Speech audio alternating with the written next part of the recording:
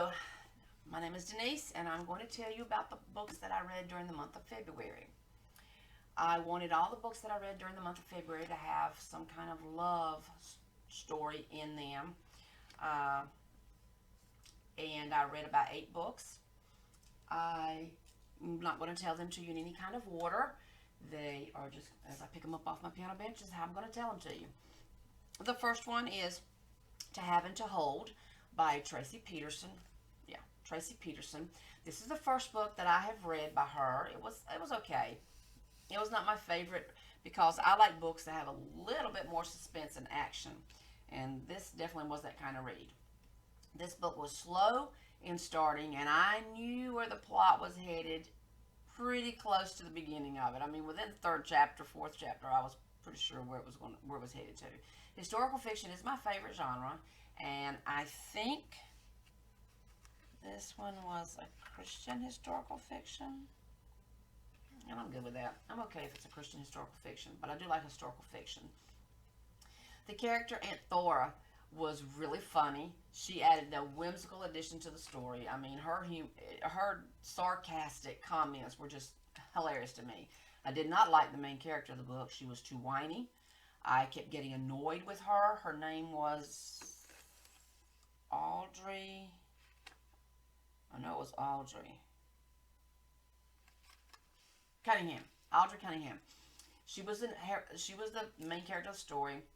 She kept jumping to conclusions about people, and she couldn't make up her mind about the men in her life. She never seems to learn from her mistakes. She would make a decision and then get caught in an awkward situation, which she in turn undoubtedly deserved to be in. She just kept doing stupid stuff. And then a man, of course, would come in and rescue her. The hero of the story. I found Having to Hold a predictable plot that the reader can anticipate early on. Just not my type of reading, but not a bad one, but just not my favorite kind. The next book that I have is this one was a short one, and this one was took place in North Carolina. That I liked about it, and that's what first caught my attention to it. I wasn't sure it was going to be a love story, and it ended up being somewhat of a love story. It had a love story in it anyway. It's called The Mountain Peril, and it was by Sandra Robbins. There it is. There's the cover to it. The story was a good one, dealing with a murder at a very prestigious local college. And one teacher's quest was to find the truth. She wanted to know exactly what was going on. She was joined by a detective named Jack, who shows very little emotion. I kid you not. Stonewalled. He seems to be all business and together, but together they try to figure things out, and they do. He got on my nerves because when he dealt with having a relationship with her, he was yes, no, yes, maybe, we better not. Okay, we can give this a shot. Okay, make up your mind. I was ready to hurt her for letting someone play with her emotions like that. I'm like, you're just a stupid little broad. I liked reading about the characters who seemed real. They had flaws like most of us. One clue after another didn't seem to lead anywhere, and the suspense was building right on up to the end, which wrapped everything up in a very unexpected way, at least for me. To me, the ending was one that merits the comment as to, wow, that only happens in the movies. At least that's what I thought, but it was a way of wrapping everything up nicely. I'm sure there are detectives that solve the crimes and everyone lives happily ever after.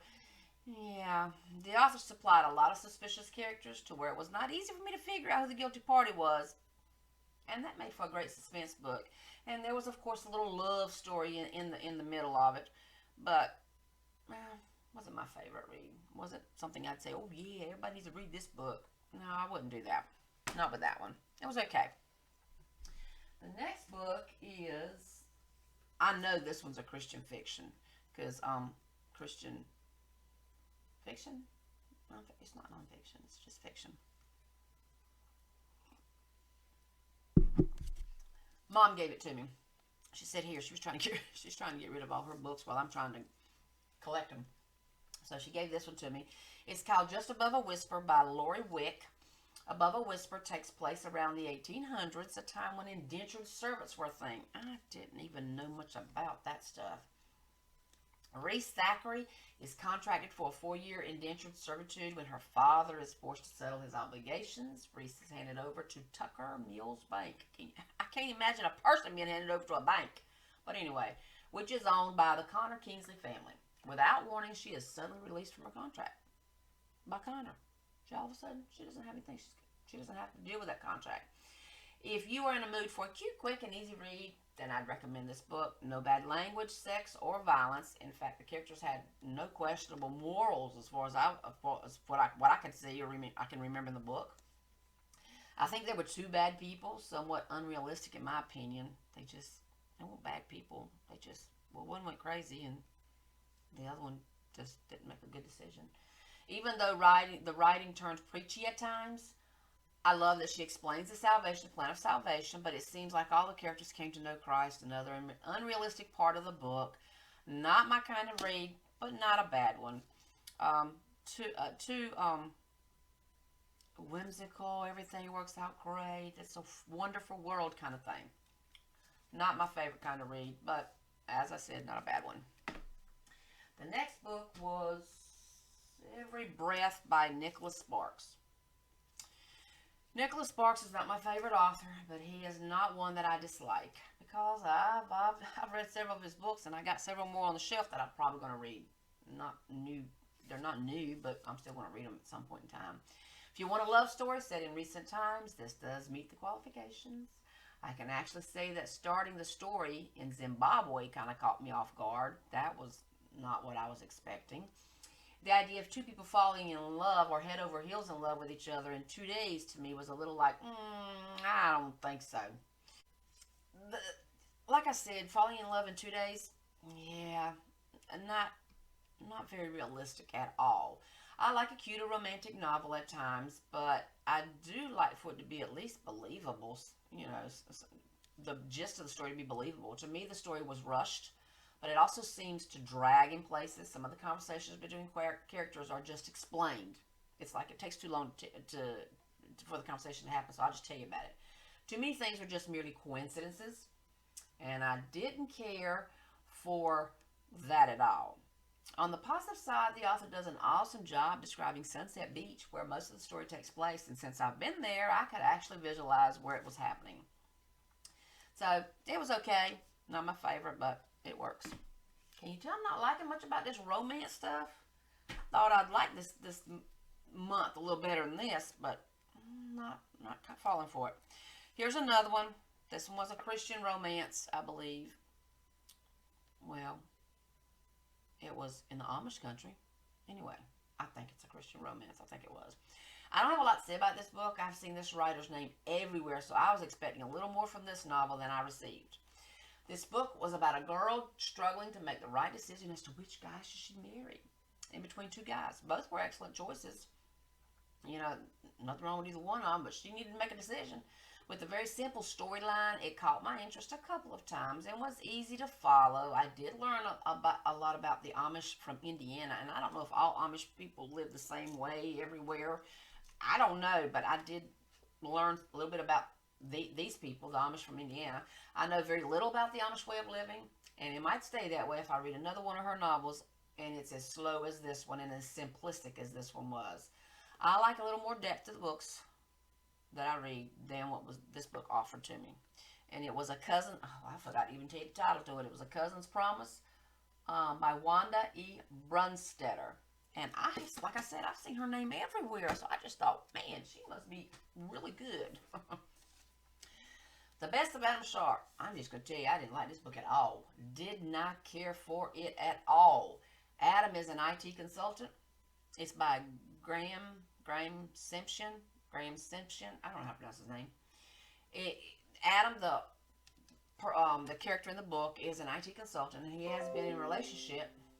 Oh, great. Now my text message is going to start coming through. And has been in a relationship with Claire for every 20 years. It has reached a plateau, I guess. Adam Sharp is nearing 50. Woohoo, the big 50. and has lived with his girlfriend Claire for many years. But Adam has always held a torch for his love, Angelina. If you want to read about a middle-aged man who hears from a girlfriend from 20 years ago through an email, and you also want to read about some very uncomfortable sex scenes, you can pick this book because this will be the one you want to read. I guess the lesson learned is cheap, but just don't tell your spouse about it. This book, to me, falls in a line with a novel where the characters have no moral compass, and that is not what I want to waste my time reading. I did not care for this book at all. Enough said of that one. This one is Big Lies in a Small Town by Diane Chamberlain.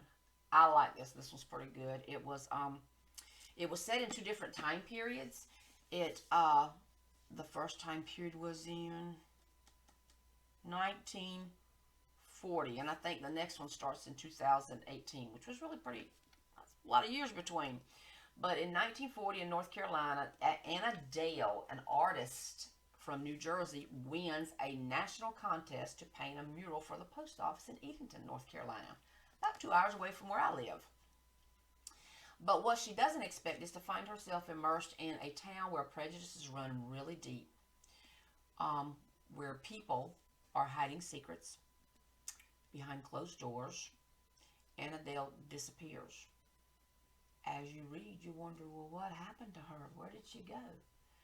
And then you have it like, it's like one chapter this and the next chapter that. I think that's the way that one went. One, it's 1940, and then the next one's it's 2018. Excuse me. It flip-flops every other chapter. And in 2018, you got Morgan Christopher's life has been derailed because of a bad accident that happened.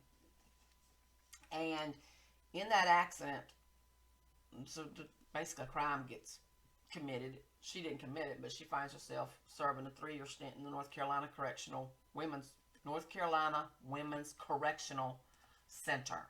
As far as she's concerned, her dream of becoming an artist pretty much gone until someone she does not know makes her an offer she can't refuse. She will come out immediately if she will agree to restore an old post office mural in a small southern town. Morgan knows nothing about art restoration. Absolutely nothing. But she desperately wants to leave prison, so she accepts it. What she finds within this painting is rather interesting. It tells a story about madness, violence, and a conspiracy in a small town. I enjoyed this book a lot. It had all the elements of a good novel, but it was not limited to suspense, love, conflict, intrigue, and believability. There were a bunch of other elements that were in there. I would have no problem recommending this book to anyone. So far, out of all the reads, that was my favorite one. Now, the next one that I read also was, and I just finished this one a couple of days ago, or yesterday? I don't know. Marry Me by Sundown by Johanna Lindsey. I've seen her name a couple of times, but I have this one, and then I think I have one more that I saw at a Dollar Tree, or no, I saw at a thrift store, and I thought, well, this one was okay, so I'll buy that one. It was a good story and a fast read. The Old West is a fascinating place, full of danger and beauty. I don't want to live out there, but would not mind visiting. I don't want to visit for too long because my husband would probably want to stay there. I guess you could say he's not a people person. He just soon do his thing and not worry with other people. Where on the other hand, I like to see somebody every now and then. Oh well, back to the review. Flat rolling plains giving way to mysterious mountains and lots of dust is all I can think of. You know, I'm not naive enough. When I see these old movies or I read these books that are all out in the Western, I think you probably stink. You probably don't smell good at all. I mean, you've been out in the sun all day long and then you're going to go take a shower in a muddy creek. I don't know about all that. So I kind of have a reality check every now and then, although it sounds all romantic and great. Not but so deep. Definitely a place to visit, not a place I want to live. As for the ending of the story, I saw Morgan, and that's him really, because she describes him to a T, blue eyes and everything.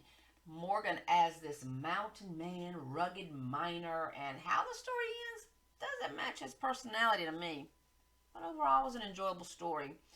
Never read anything from this lady, Johanna Lindsey, and this one was a cute story. This book has adventure, mystery, and romance. I enjoyed reading about a woman with a strong personality, which was the girl that he had to deal with. Dang, she had a strong personality. I like that. And I'll probably read another one by this girl just to kind of see what it is. I don't know if all her books take place in the Western or what. I'll see. And if you guys have any ideas on some romance novels that would be good to read, or even a book that's got a little romance, please comment below because I would love to know. Because the ones I read this month, I think I had two out of it that I really, really liked. And one in particular. So with that said, I'll talk to you later. Bye.